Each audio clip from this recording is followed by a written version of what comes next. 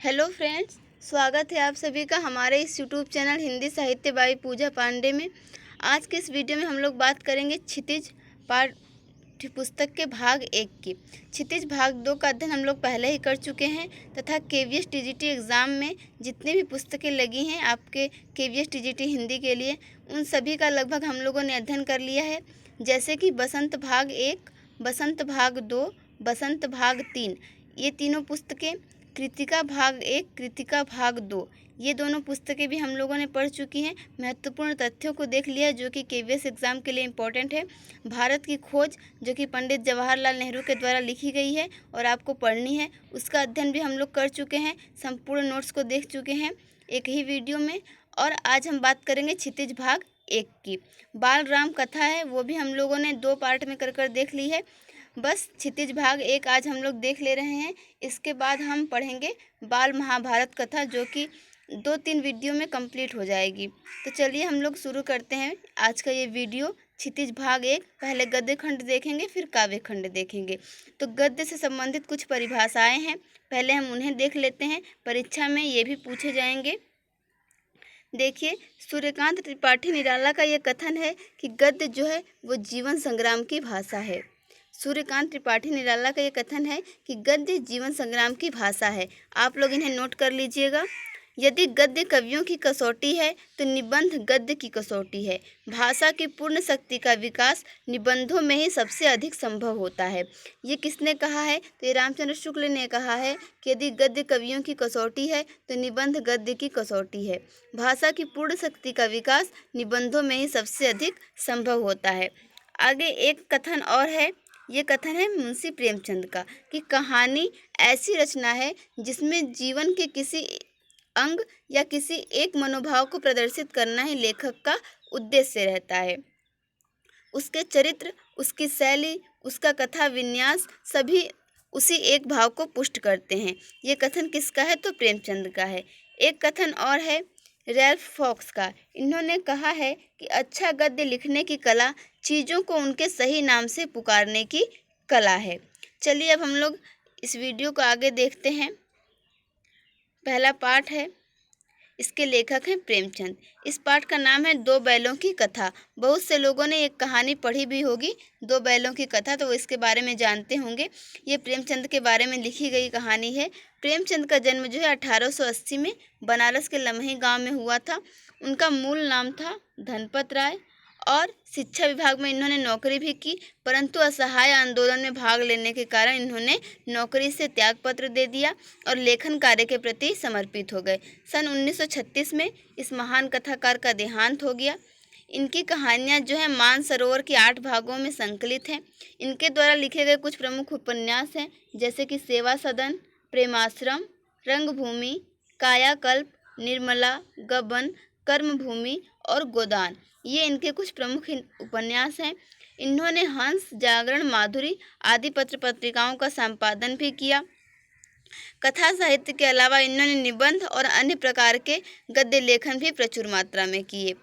इनकी रचनाओं को हम देखें तो उसमें हमें किसानों और मजदूरों की दयनीय स्थिति, दलितों का शोषण, समाज में स्त्री की दुर्दशा और स्वाधीनता आंदोलन, ये सभी उनकी रचनाओं के मूल विषय हैं।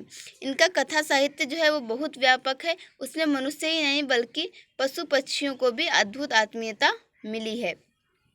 इस कथा की बात करें जो है दो बैलों की कथा, तो इसके माध्यम से प्रेमचंद ने कृषक समाज और पशुओं के भावात्मक संबंध का वर्णन किया है।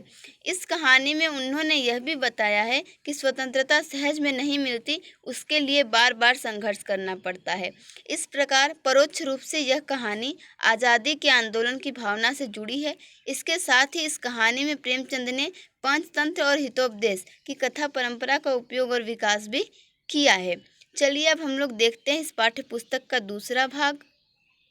ये पाठ राहुल सांकृत्यायन के द्वारा लिखा गया है और इसका नाम है लहासा की ओर, जो कि एक यात्रा वृतांत है। तो राहुल सांकृत्यायन का जन्म सन 1893 में उनके ननिहाल में हुआ। उनके ननिहाल के गांव का नाम था पंदहा और उनके पैतृक गांव का नाम था कनैला। और उनका जो ननिहाल था वो आजमगढ़ में पड़ता था, वहीं पे उनका जन्म हुआ और उनके पैतृक गाँव का नाम कनैला था। राहुल सांकृत्यायन का मूल नाम जो था वो था केदार पांडे। 1930 में उन्होंने श्रीलंका जाकर बौद्ध धर्म को ग्रहण कर लिया और तभी से उनका नाम राहुल सांकृत्यायन हो गया। इनकी प्रमुख रचनाओं को हम देखते हैं तो मेरी जीवन यात्रा, जिसके 6 भाग हैं, दर्शन दिग्दर्शन, 22वीं सदी, वोल्गा से गंगा, भागो नहीं दुनिया को बदलो, दिमागी गुलामी, घुमक्कड़ शास्त्र, ये इनकी प्रमुख कृतियां हैं। इन्होंने साहित्य के अलावा दर्शन, राजनीति, धर्म, इतिहास, विज्ञान आदि विभिन्न विषयों पर भी इनकी कुल लगभग 150 पुस्तकें हैं। और यात्रा वृत्त के लेखन में राहुल जी का स्थान अन्यतम है। उन्होंने घुमक्कड़ी का शास्त्र रचा और उससे होने वाले लाभों का विस्तार से वर्णन करते हुए मंजिल के स्थान पर यात्रा को ही घुमक्कड़ का उद्देश्य बताया। अब आइए इस पाठ के बारे में जान लेते हैं, जिसका नाम है ल्हासा की ओर। संकलित अंश जो है वो राहुल की प्रथम तिब्बत यात्रा से लिया गया है, जो कि उन्होंने सन 1929 से 30 में नेपाल के रास्ते की थी। उस समय भारतीयों को तिब्बत यात्रा की अनुमति नहीं थी, इसलिए उन्होंने यह यात्रा एक भिखमंगे के छद्मवेश में की थी। इसमें तिब्बत की राजधानी ल्हासा की ओर जाने वाले दुर्गम रास्तों का वर्णन है। उन्होंने बहुत ही रोचक शैली में किया है। इस यात्रा वृत्तांत से हमें उस समय के तिब्बती समाज के बारे में भी जानकारी प्राप्त होती है। चलिए देखते हैं अगला पाठ। यह है पाठ संख्या 3, उपभोक्तावाद की संस्कृति। ये निबंध विधा की रचना है और इसके लेखक हैं श्यामाचरण दुबे। तो इनका जन्म जो है 1922 में मध्य प्रदेश के बुंदेलखंड क्षेत्र में हुआ और इन्होंने नागपुर विश्वविद्यालय से मानव विज्ञान में PhD की।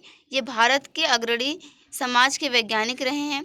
इनकी प्रमुख रचनाएं हैं मानव और संस्कृति, परंपरा और इतिहास बोध, संस्कृति तथा शिक्षा, समाज और भविष्य, भारतीय ग्राम, संक्रमण की पीड़ा, विकास का समाजशास्त्र, समय और संस्कृति। ये सभी रचनाएं श्यामाचरण दुबे की प्रमुख रचनाएं हैं। अब आइए इस पाठ के बारे में थोड़ी चर्चा करते हैं, जिसका नाम है उपभोक्तावाद की संस्कृति। ये निबंध बाजार की गिरफ्त में आ रहे समाज की वास्तविकता को प्रस्तुत करता है। लेखक का मानना है कि हम विज्ञापन की चमक दमक के कारण वस्तुओं के पीछे भाग रहे हैं। हमारी निगाह गुणवत्ता पर नहीं है। संपन्न और अभिजन वर्ग द्वारा प्रदर्शनपूर्ण जीवन शैली अपनाई जा रही है, जिसे सामान्य जन भी ललचाई निगाहों से देखते हैं। यह सभ्यता के विकास की चिंताजनक बात है, जिसे कि उपभोक्तावाद ने परोसा है। लेखक की यह बात महत्वपूर्ण है कि जैसे जैसे यह दिखावे की संस्कृति फैलेगी, सामाजिक अशांति और विषमता भी बढ़ेगी। तो ये कुछ तथ्य थे इस निबंध के बारे में। अगला पाठ देखते हैं, पाठ संख्या 4। इस पाठ के लेखक हैं जाबिर हुसैन और ये पाठ जो है जून 1987 में प्रसिद्ध पक्षी विज्ञानी सालिम अली की मृत्यु के तुरंत बाद डायरी शैली में लिखा गया एक संस्मरण है। पहले हम लोग जाबिर हुसैन के बारे में जान लेते हैं, फिर इस पाठ के बारे में भी जानेंगे, जिसका नाम है सांवले सपनों की याद।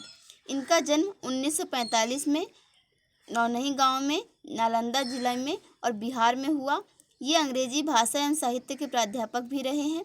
सक्रिय राजनीति में भाग लेते हुए 1977 में मुंगेर से बिहार विधानसभा के सदस्य निर्वाचित हुए और मंत्री बने। जाबिर हुसैन जो है हिंदी, उर्दू और अंग्रेजी ये तीनों भाषाएं जानते हैं और इन पर लेखन भी करते रहे। इनकी कुछ हिंदी की रचनाएं प्रमुख हैं, जैसे कि जो आगे हैं, डोला बीबी का मजार, अतीत का चेहरा, लोगा, एक नदी रेत भरी। ये इनकी कुछ हिंदी रचनाएं हैं जो कि प्रमुख हैं। आइए इस पाठ के बारे में जान लेते हैं। प्रस्तुत पाठ जून 1987 में प्रसिद्ध पक्षी वैज्ञानिक सालिम अली की मृत्यु के तुरंत बाद डायरी शैली में लिखा गया संस्मरण है। सालिम अली की मृत्यु से उत्पन्न दुख और अवसाद को लेखक ने सांवले सपनों की याद के रूप में व्यक्त किया है। सालिम अली का स्मरण करते हुए लेखक ने उनका व्यक्ति चित्र प्रस्तुत किया है। यहाँ भाषा की रवानी और अभिव्यक्ति की शैली दिल को छू जाती है। तो ये था सांवले सपनों की याद के बारे में कुछ कथन या तथ्य। आइए अब देखते हैं अगला पाठ। इस पाठ का नाम है कि नाना साहब की पुत्री देवी मैना को भस्म कर दिया गया। इसकी लेखिका है चपला देवी, जो कि द्विवेदी युग की लेखिका हैं। इनके व्यक्तित्व और कृतित्व के बारे में कोई जानकारी उपलब्ध नहीं हो पाई है। स्वतंत्रता आंदोलन के दौरान पुरुष लेखकों के साथ साथ अनेक महिलाओं ने भी अपने अपने लेखन से आज़ादी के आंदोलन को गति दी। उन्हीं में से एक है चपला देवी। इस पाठ के बारे में आइए जानते हैं। यह पाठ जो है ये हिंदू मंच के बलिदान अंक से लिया गया है। मातृभूमि की स्वतंत्रता और उसकी रक्षा के लिए जिन्होंने अपने प्राण न्यौछावर कर दिए, उनके जीवन का उत्कर्ष हमारे लिए गौरव और सम्मान की बात है। उस गौरवशाली किंतु विस्मृत परंपरा से किशोर पीढ़ी को परिचित कराने के उद्देश्य से ही इस रचना को हिंदू पंच के परिधान अंक से लिया गया है। हिंदी गद्य के प्रारंभिक रूप को हम लोग समझ पाएँ, इसीलिए इस गद्य रचना को जैसे लिखा था उन्होंने चपला देवी ने, उसी प्रकार से इसे प्रस्तुत भी किया गया है। अब चलिए हम लोग देखते हैं पाठ संख्या 6। इसके लेखक हैं हरिशंकर परसाई और इस पाठ का नाम है प्रेमचंद के फटे जूते। ये निबंध विधा की रचना है। हरिशंकर परसाई का जन्म 1922 में मध्य प्रदेश के होशंगाबाद जिले में हुआ। नागपुर विश्वविद्यालय से एमए करने के बाद इन्होंने कुछ दिनों तक अध्यापन किया और जबलपुर से ही इन्होंने वसुधा नामक पत्रिका निकाली। 1947 से ये स्वतंत्र लेखन करने लगे और 1995 में इनका निधन हो गया। हिंदी के व्यंग्य लेखकों में इनका नाम अग्रणी है। इनके कुछ प्रमुख जो रचनाएं हैं उनका नाम देख लेते हैं। हंसते हैं रोते हैं, जैसे उनके दिन फिरे, ये कहानी संग्रह है। रानी नागफनी की कहानी, तट की खोज, इनके द्वारा लिखा गया उपन्यास है। तब की बात और थी, भूत के पांव पीछे, बेईमानी की परत, पगडंडियों का जमाना, सदाचार का ताबीज, शिकायत मुझे भी है और अंत में, ये इनके निबंध संग्रह हैं। वैष्णव की फिसलन, तिरछी रेखाएं, ठिठुरता हुआ गणतंत्र, विकलांग श्रद्धा का दौर, ये इनके द्वारा लिखे गए व्यंग्य संग्रह हैं। अब आइए इस पाठ की बात करते हैं जिसका नाम है प्रेमचंद के फटे जूते। इस शीर्षक निबंध में परसाई जी ने प्रेमचंद के व्यक्तित्व की सादगी के साथ एक रचनाकार की अंतर्भेदी सामाजिक दृष्टि का विवेचन करते हुए आज की दिखावे की प्रवृत्ति एवं अवसरवादिता पर व्यंग्य किया है। उन्होंने इस पाठ में बताया है कि प्रेमचंद फोटो खिंचवाते समय भी जब फटे हुए जूते पहनते हैं तो वह रोज भी कैसे जूते पहनते होंगे। चलिए देखते हैं आगे। यह है पाठ संख्या 7। इसका नाम है मेरे बचपन के दिन। इसकी लेखिका है महादेवी वर्मा। मेरे बचपन के दिन, चलिए हम लोग उसके बारे में थोड़ा सा बाद में पढ़ेंगे, पहले महादेवी वर्मा के बारे में जान लेते हैं। तो इनका जन्म 1907 में उत्तर प्रदेश के फर्रुखाबाद शहर में हुआ और इनकी जो शिक्षा दीक्षा थी वो प्रयाग में हुई। प्रयाग महिला विद्यापीठ में प्राचार्य पद पर लंबे समय तक इन्होंने कार्य किया और लड़कियों की शिक्षा के लिए भी काफ़ी प्रयत्न किए। ये जो है छायावाद के प्रमुख कवियों में से एक थी। निहार, रश्मि, नीरजा, यामा, दीपशिखा, ये इनके कुछ प्रमुख काव्य संग्रह हैं। अतीत के चलचित्र, स्मृति की रेखाएं, पथ के साथी, श्रृंखला की कड़ियाँ, ये इनके द्वारा लिखी गई महत्वपूर्ण गद्य रचनाएं हैं। महादेवी वर्मा को साहित्य अकादमी और ज्ञानपीठ पुरस्कार से भी सम्मानित किया जा चुका है। भारत सरकार ने उन्हें पद्म भूषण से भी अलंकृत किया है। इन्हें जो है आधुनिक युग की मीरा भी कहा जाता है। आइए इस पाठ के बारे में जानते हैं जिसका नाम है मेरे बचपन के दिन। इस पाठ में महादेवी जी ने अपने बचपन के उन दिनों को स्मृति के सहारे लिखा है जब वे विद्यालय में पढ़ रही थी।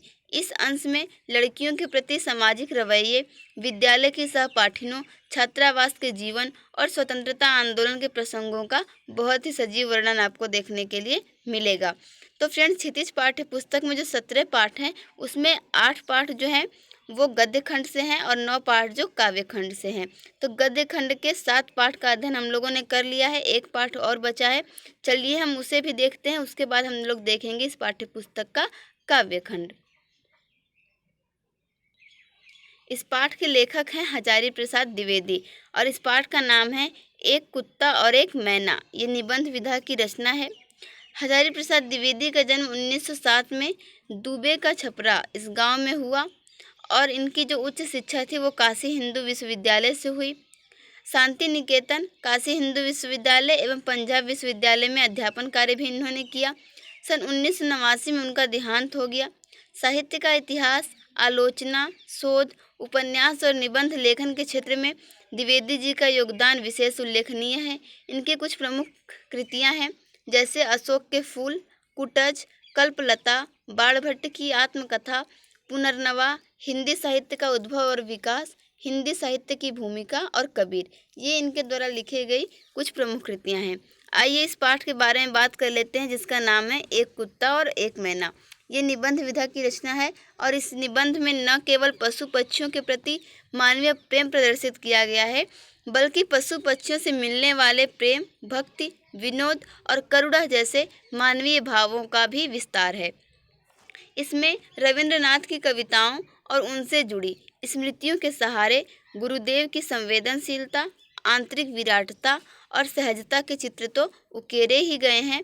पशु पक्षियों के संवेदनशील जीवन का भी बहुत सूक्ष्म निरीक्षण किया गया है। यह निबंध जो है वो सभी जीवों से प्रेम की प्रेरणा देता है।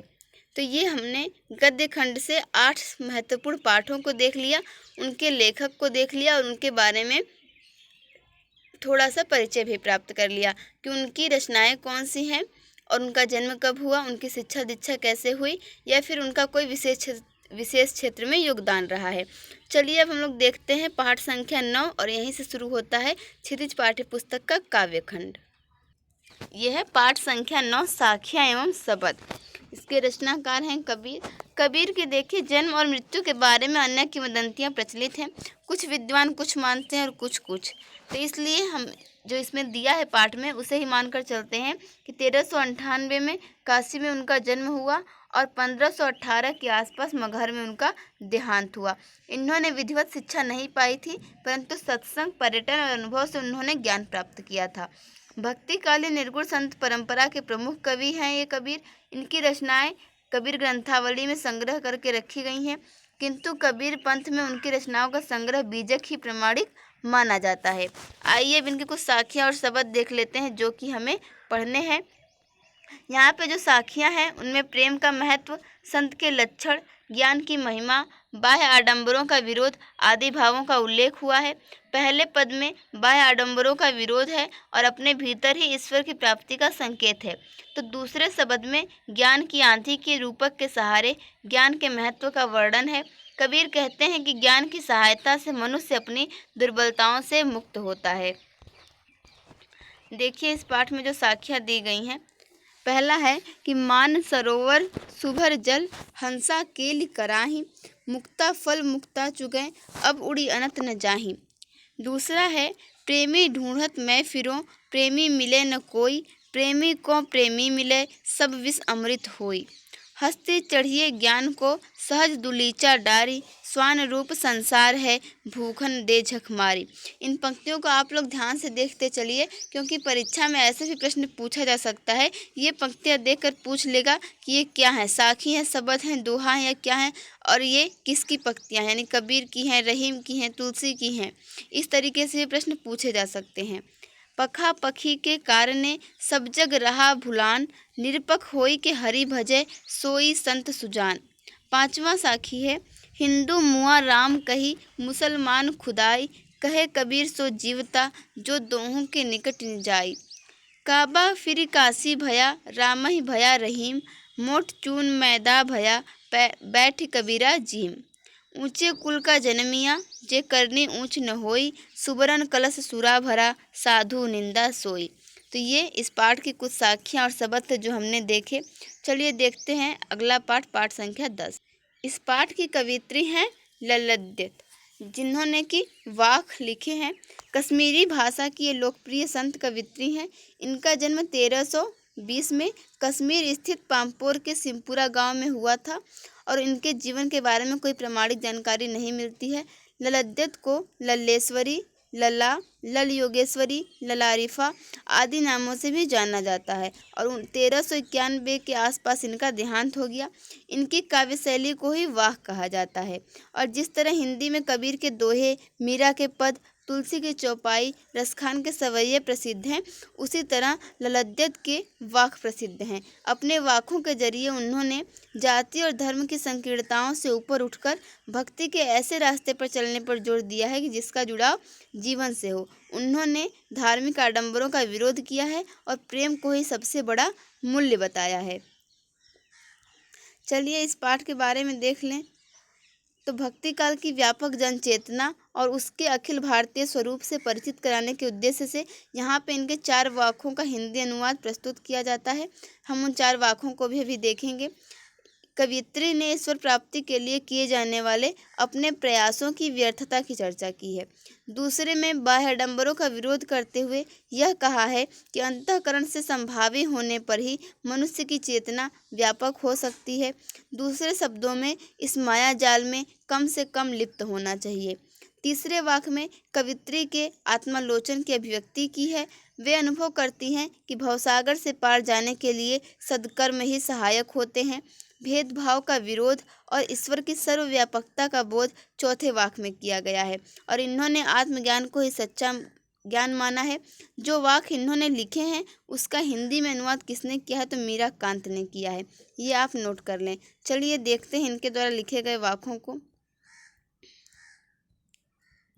पहला है, रस्सी कच्चे धागे की खींच रही मैं नाव, जाने कब सुन मेरी पुकार, करें देव भवसागर पार।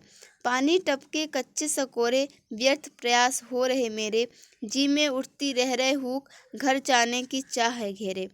दूसरा है, खा खाकर कुछ पाएगा नहीं, न खाकर बनेगा अहंकारी, सम खा तभी होगा संभावी, खुलेगी सांकल बंद द्वार की। आई सीधी राह से गई न सीधी राह, सुसुम सेतु पर खड़ी थी, बीत गया दिन आ। जेब टटोली कौड़ी न पाई, माझी को दूं क्या उतराई। और लास्ट है चौथा, थल थल में बसता है शिव ही, भेद न कर क्या हिंदू मुसलमान, ज्ञानी है तो स्वयं को जान, वही है साहिब से पहचान। तो ये निरद्यत के द्वारा लिखे गए 4 वाक्य थे जिनका कि हमें अध्ययन करना है। अब चलते हैं अगले पाठ पर। यह पाठ संख्या 11 जिसके कि कवि हैं रसखान और इन्होंने सवैये लिखे हैं। उन्हीं सवैये का अध्ययन हमें यहाँ पे करना है। इनका जन्म 1548 में हुआ माना जाता है। इनका मूल नाम था सैयद इब्राहिम और ये दिल्ली के आसपास के रहने वाले थे। कृष्ण भक्ति ने इन्हें ऐसा मुग्ध कर दिया कि गोस्वामी विट्ठलनाथ से इन्होंने दीक्षा ली और ब्रजभूमि में जाकर रहने लगे। वहीं पे सन 1628 में इनकी मृत्यु हो गई। सुजान रसखान प्रेम वाटिका इनकी उपलब्ध कृतियां हैं और रसखान रचनावली के नाम से इनकी रचनाओं का संग्रह भी मिलता है। आइए इनके सवैये जो कि इस पाठ में दिए हैं हम उनका अध्ययन कर लेते हैं। देखिए, कभी कभी आपसे परीक्षा में ये लाइनें देकर ये भी पूछ सकता है कि बताइए कि किस छंद में लिखी गई हैं, जैसे दोहा, सवैया, कवित्त या फिर इनमें से कोई नहीं। तो आप लोग याद रखिएगा कि ये पंक्तियाँ जो हैं ये सवैये हैं और इसके जो कवि हैं वो हैं रसखान। मानुष हों तो वही रसखानी, बसों ब्रज गोकुल गांव के ग्वारन, जो पशु हों तो कहा बस मेरो, चरो नित नंद की धेनु मझारन, पाहन हों तो वही गिरिको, जो कियो हरिछत्र पुरंदर धारन, जो खग हों तो बसेरो करो, मिलिका लिंदी कूल कदम्ब की डारन। अगला है, या लकुटी अरु काम रिया पर, राज तिहु पुर को तजी डारो, आठों सिद्धि नवों निधि के, सुखनंद की गाय चराई बिसारो, रसखान कबो इन आखिन सो, ब्रज के बन बाग तड़ाग निहारो, कोटिक एक कल धौत के धाम, करील के कुंजन ऊपर वारो। ये जो है ये रसखान के द्वारा लिखे गए सवैये हैं। मोर पखा सिर ऊपर राखियों, गुंज की माल गरे पहिरोंगी, ओढ़ी पितंबर लै लखुटी, बन गोधन ग्वारिन संग फिरोंगी, भावत वो ही मेरो रसखानी, सो तेरे कहे सब स्वांग करोंगी, या मुरली मुरली धर की, अधराधन धरी अधरा न धरोंगी। और एक और है, कानन दय अंगुरी रहिबो, जबहि मुरली धुनि मंद बजै है, मोहनी तानन सो रस खानी, अटा चढ़ी गोधन गए हैं तो गए हैं, टेरी कहो सिगरे ब्रज लोगनी, काली को कितनो समुझे हैं, माई री व मुख की मुस्कानी, संहारी न जय हैं न जय हैं न जय हैं। ये रसखान के द्वारा लिखे गए सवैये हैं और इनका मूल नाम क्या था अभी हमने आपको ऊपर बताया है और आप लोग हमें कमेंट कर कर बताएं कि रसखान का मूल नाम क्या था और उनकी रचनाएं कौन कौन सी हैं। चलिए देखते हैं पाठ संख्या 12।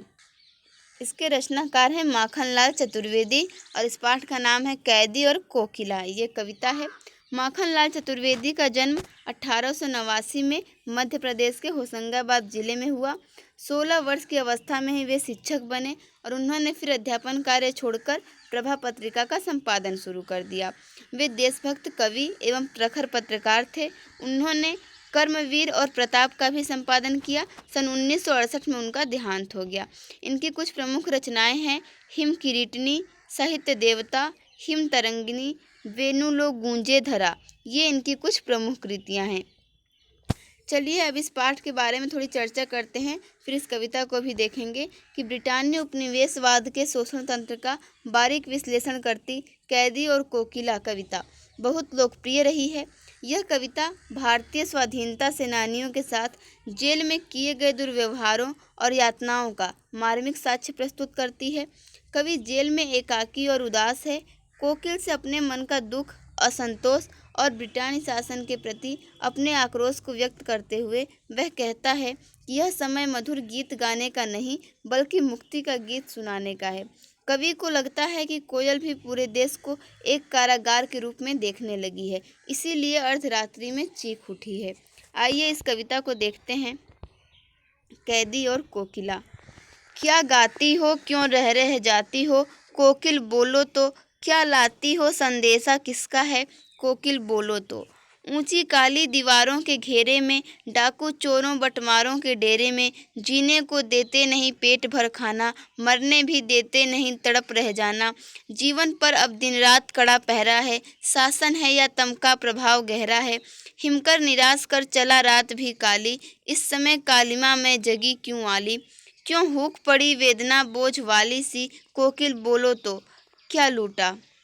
मृदुल वैभव की रखवाली सी, कोकिल बोलो तो, क्या हुई बावली अर्धरात्रि को चीखी, कोकिल बोलो तो। किस दावा नल की ज्वाला आए हैं देखी, कोकिल बोलो तो, क्या देख न सकती जंजीरों का गहना, हथकड़ियाँ क्यों यह ब्रिटिश राज का गहना।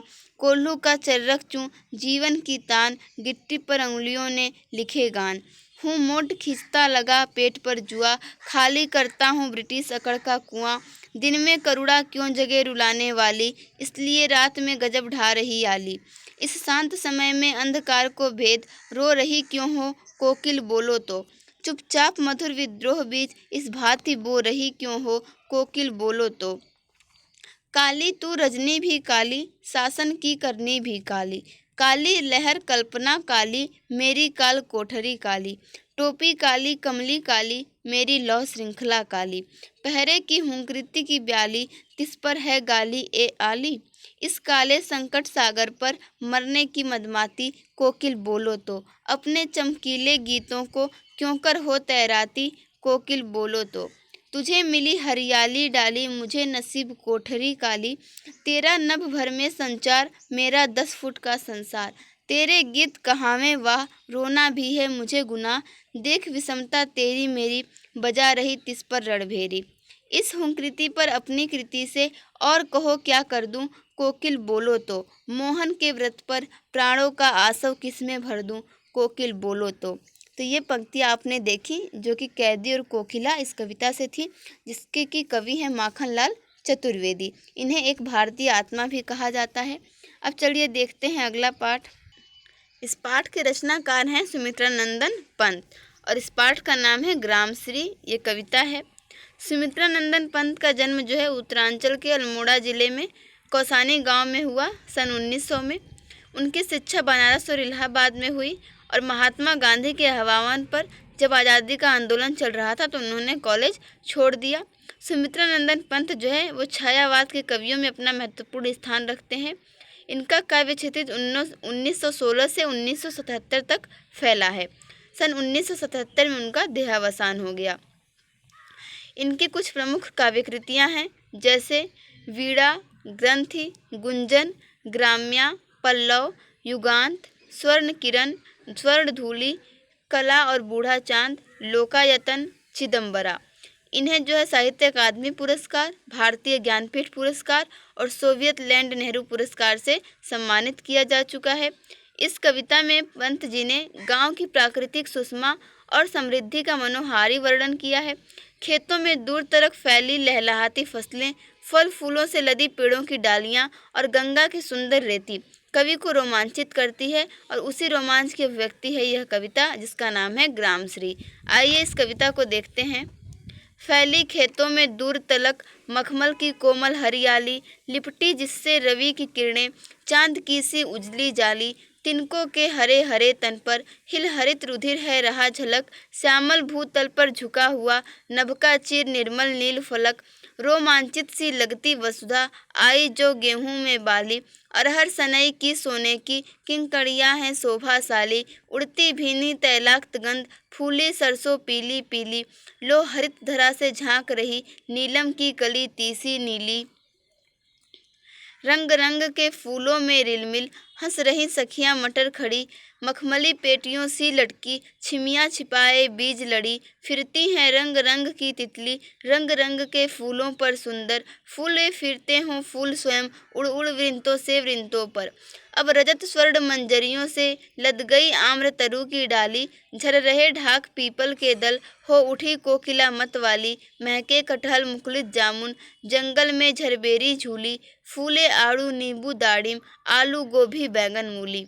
पीले मीठे अमरूदों में अब लाल लाल चित्तियां पड़ी। पक गए सुनहले मधुर बेर आंवली से तरु की डाल जड़ी। लहलह पालक महमह धनिया लौकी और सेम फली। फैली मखमली टमाटर हुए लाल मिर्चों की बड़ी हरी थैली। बालू के सांपों से अंकित गंगा की सतरंगी रेती। सुंदर लगती सरपत झाई तट पर तरबूजों की खेती। अंगुली की कंघी से बगुले कलगी सवारते हैं कोई। तिरते जल में सुरखा पुलिन पर मंगरौठी रहती सोई। हसमुख हरियाली हिम आतप सुख से अलसाए से सोए। भीगी अंधियाली में निसकी तारक स्वप्नों में से खोए। मरकत दिव्य सा खुला ग्राम तिस पर नीलभ नभ आच्छादन। निरुपम हिमांत में स्निग्ध शांत निज शोभा से हरता जनमन। तो ये पंक्तियाँ जो हैं वो ग्राम श्री कविता से ली गई हैं, जिसके की रचनाकार हैं सुमित्रा नंदन पंत। चलिए देखते हैं, ये हम लोगों के 13 पाठ कंप्लीट हो गए हैं, अभी 4 पाठ और बाकी है। चलिए देखते हैं पाठ संख्या 14। इसके रचनाकार हैं केदारनाथ अग्रवाल और इस पाठ का नाम है चंद्र गहना से लौटती बेर। पहले केदारनाथ अग्रवाल जी के बारे में जान लेते हैं। इनका जन्म सन 1911 में उत्तर प्रदेश के बांदा जिले में हुआ। ये जो है पेशे से वकील रहे हैं और इनका तत्कालीन साहित्यिक आंदोलनों से भी गहरा जुड़ाव रहा है। इनकी कुछ प्रमुख रचनाएं हैं नींद के बादल, युग की गंगा, फूल नहीं रंग बोलते हैं, आग का आईना, पंख और पतवार, हे मेरी तुम, मार प्यार की थापें, कहे केदार खरी खरी। ये इनकी कुछ प्रमुख काव्य कृतियाँ हैं। इन्हें सोवियत लैंड नेहरू पुरस्कार और साहित्य अकादमी पुरस्कार से सम्मानित भी किया जा चुका है। ये प्रगतिवादी धारा के प्रमुख कवि माने जाते हैं। इस पाठ के बारे में आइए थोड़ा जान लेते हैं कि प्रस्तुत कविता में कवि का प्रकृति के प्रति गहन अनुराग व्यक्त हुआ है। वह चंद्र गहना नामक स्थान से लौट रहा है। लौटते हुए उसके किसान मन को खेत खलिहान एवं उनका प्राकृतिक परिवेश सहज आकर्षित कर लेता है। इस कविता में कवि की उस सृजनात्मक कल्पना की अभिव्यक्ति है जो साधारण चीज़ों में भी असाधारण सौंदर्य देखती है और उस सौंदर्य को शहरी विकास की तीव्र गति के बीच भी अपनी संवेदना में सुरक्षित रखना चाहती है। यहाँ प्रकृति और संस्कृति की एकता व्यक्त हुई है। आइए इस पाठ को देखते हैं। चंद्र गहना से लौटती बेर। देख आया चंद्र गहना, देखता हूँ दृश्य अब मैं, मेड़ पर इस खेत की बैठा अकेला। एक बीते के बराबर यह हरा ठिगना चना, बांधे मुरैठा शीश पर छोटे गुलाबी फूल का सजकर खड़ा है। पास ही मिलकर उगी है बीच में अलसी हटीली, देह की पतली कमर की है लचीली। नीचे फूले फूल को सिर पर चढ़ाकर कह रही है जो छुए यह दूं हृदय का दान उसको। और सरसों की न पूछो हो गई सबसे सयानी, हाथ पीले कर लिए है ब्याह मंडप में पधारी। फाग गाता मास फागुन आ गया है आज जैसे, देखता हूँ मैं स्वयंवर हो रहा है। प्रकृति का अनुराग अंचल हिल रहा है इस विजन में। दुर्व्यापारिक नगर से प्रेम की प्रिय भूमि उपजाऊ अधिक है और पैरों के तले है एक पोखर, उठ रही इसमें लहरियाँ। नील तल में जो उगी हैं घास भूरी, ले रही वह भी लहरियाँ। एक चांदी का बड़ा सा गोल खंबा आँख को है चकमकाता है। कई पत्थर किनारे पी रहे चुपचाप पानी, प्यास जाने कब बुझेगी। चुप खड़ा बगुला डुबाए टांग जल में, देखते ही मीन चंचल ध्यान निद्रा त्यागता है। चट दबाकर चोंच में नीचे गले के डालता है। एक काले माथ वाली चतुर चिड़िया श्वेत पंखों के झपाटे मार फौरन टूट पड़ती है भरे जल के हृदय पर। एक उजली चटुल मछली चोंच पीली में दबाकर दूर उड़ती है गगन में, और यहीं से भूमि ऊंची है जहाँ से रेल की पटरी गई है, ट्रेन का टाइम नहीं है, मैं यहाँ स्वच्छंद हूँ जाना नहीं है। चित्रकूट की अनगढ़ चौड़ी कम ऊंची ऊंची पहाड़ियाँ दूर दिशाओं तक फैली हैं। बांझ भूमि पर इधर उधर रीवा के पेड़ कांटेदार कुरूप खड़े हैं। सुन पड़ता है मीठा मीठा रस टपकाता सुग्गे का स्वर टे टे, सुन पड़ता है वनस्थली का हृदय चीरता उठता गिरता सारस का स्वर, टिरटों टिरटों मन होता है उड़ जाऊं मैं पर फैलाए सारस के संग। जहाँ जुगल जोड़ी रहती है हर खेत में सच्ची प्रेम कहानी सुन लूं चुप्पे चुप्पे। तो यह चंद्रग्रहणा से लौटती बेर ये कविता थी, जिसके रचनाकार हैं केदारनाथ अग्रवाल। अब चलिए देखते हैं पाठ संख्या 15। इसके रचनाकार हैं सर्वेश्वर दयाल सक्सेना। ये इनके द्वारा लिखी गई कविता है मेघ आए। और यहाँ पर जो कवि हैं इन्होंने मेघों के आने की तुलना जो की है वो सजकर आए प्रवासी अतिथि से की है। पहले इनके बारे में जान लेते हैं और फिर कविता पढ़ेंगे। तो सर्वेश्वर दयाल सक्सेना का जन्म उत्तर प्रदेश के बस्ती जिले में 1927 में हुआ। इन्होंने इलाहाबाद विश्वविद्यालय से उच्च शिक्षा ग्रहण की। आजीविका हेतु इन्होंने काफ़ी संघर्ष किया और बाद में दिनमान के उपसंपादक और जो बाल पत्रिका पराग थी उसके संपादक भी बने। इनके कुछ प्रमुख कविता संग्रह हैं काठ की घंटियाँ, बांस का पुल, एक सूनी नाव, गर्म हवाएं, कुआनो नदी, जंगल का दर्द, खूंटियों पर टंगे लोग। ये इनके कुछ प्रमुख कविता संग्रह हैं। इस कविता में कवि ने मेघों की आने की तुलना सजकर आए प्रवासी अतिथि से की है। ग्रामीण संस्कृति में दामाद के आने पर उल्लास का जो वातावरण बनता है, मेघों के आने का सजीव वर्णन करते हुए कवि ने उसी उल्लास को यहाँ पे दिखाया है। आइए इस कविता को देखते हैं। मेघ आए बड़े बन ठन के संवर के, आगे आगे नाचती गाती बयार चली, दरवाजे खिड़कियां खुलने लगी गली गली, पाहुन ज्यों आए हों गांव में शहर के। मेघ आए बड़े बन ठन के संवर के, पेड़ झुक झांकने लगे गर्दन उचकाए, आंधी चली धूल भागी घाघरा उठाए, बाकी चितवन उठा नदी ठिठकी घूंघट सर के। मेघ आए बड़े बन के संवर के। बूढ़े पीपल ने आगे बढ़कर जुहार की, बरस बाद सुधी लिन्नी, बोली अकुलाई लता ओट हो किवार की, हरसाया ताल लाया पानी परात भर के। मेघ आए बड़े बन के संवर के। क्षितिज अटारी गहराई दामिनी दमकी, क्षमा करो गांठ खुल गई अब भरम की, बांध टूटा झरझर मिलन के अश्रु ढर के। मेघ आए बड़े बन के संवर के। बस ये इतनी ही कविता थी। आगे इससे संबंधित कुछ प्रश्न दिए हैं, तो हमें प्रश्न वस्तुनिष्ठ तरह के देखने हैं, सब्जेक्टिव प्रश्न हमें नहीं देखने हैं। तो चलिए देखते हैं अगला पाठ। 15 पाठ हम लोगों के हो चुके हैं, 2 पाठ अभी और बचे हैं। ये पंक्तियाँ आप लोग ध्यान से इन्हें हो सके तो वीडियो को एक बार और देख लीजिएगा और ये पंक्तियाँ आप याद कर लीजिएगा कि पंक्तियाँ मेघ आए इस कविता से ली गई हैं और इसके रचनाकार हैं सर्वेश्वर दयाल सक्सेना। अगला पाठ देखते हैं। इसके रचनाकार हैं चंद्रकांत देवताले और इस पाठ का नाम है यमराज की दिशा। चंद्रकांत देवताले का जन्म सन 1936 में जौलखेड़ा गांव में, जो कि बैतूल जिला में पड़ता है, मध्य प्रदेश में हुआ। इनकी उच्च शिक्षा इंदौर से हुई। इन्हें साठोत्तरी हिंदी कविता का प्रमुख हस्ताक्षर कहा जाता है। इनकी प्रमुख कृतियां हैं हड्डियों में छिपा ज्वर, दीवारों पर खून से, लकड़बग्घा हंस रहा है, भूखंड तप रहा है, पत्थर की बेंच, इतनी पत्थर रोशनी, उजाड़ में संग्रहालय। ये इनकी कुछ प्रमुख रचनाएं हैं। इस पाठ के बारे में देखें तो संकलित कविता में कवि सभ्यता के विकास की खतरनाक दिशा की ओर इशारा करते हुए कहना चाहता है कि जीवन विरोधी ताकतें चारों तरफ फैलती जा रही हैं। जीवन के दुख दर्द के बीच जीती माँ अपशगुन के रूप में जिस भय की चर्चा करती थी, अब वह सिर्फ दक्षिण दिशा में ही नहीं सर्वव्यापक है। सभी तरफ फैलते विध्वंस, हिंसा और मृत्यु के चिन्हों की ओर इंगित करके कवि इस चुनौती के सामने खड़ा होने का मौन आह्वान करता है। तो चलिए इस कविता को देखते हैं, जिसका नाम है यमराज की दिशा। माँ की ईश्वर से मुलाकात हुई या नहीं कहना मुश्किल है, पर वह जताती थी जैसे ईश्वर से उसकी बातचीत होती रहती है और उससे प्राप्त सलाहों के अनुसार जिंदगी जीने और दुख बर्दाश्त करने के रास्ते खोज लेती है। माँ ने एक बार मुझसे कहा था, दक्षिण की तरफ पैर करके मत सोना, वह मृत्यु की दिशा है और यमराज को क्रुद्ध करना बुद्धिमानी की बात नहीं।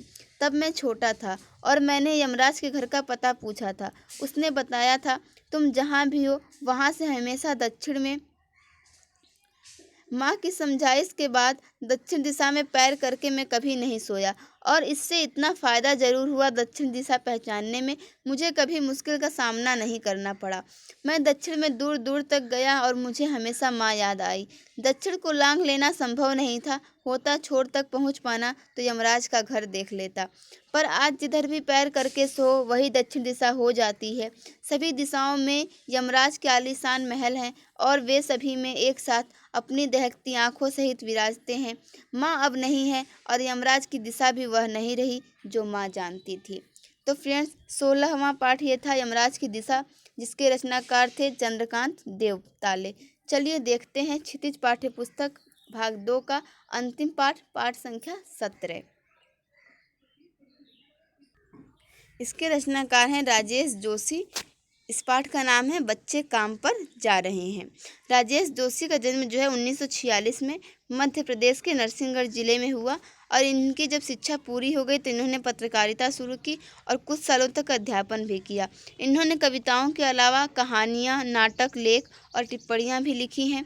आइए इनके कुछ प्रमुख काव्य संग्रह देख लेते हैं। एक दिन बोलेंगे पेड़, मिट्टी का चेहरा, नेपथ्य में हंसी, दो पंक्तियों के बीच, ये इनके द्वारा लिखे गए प्रमुख काव्य संग्रह हैं।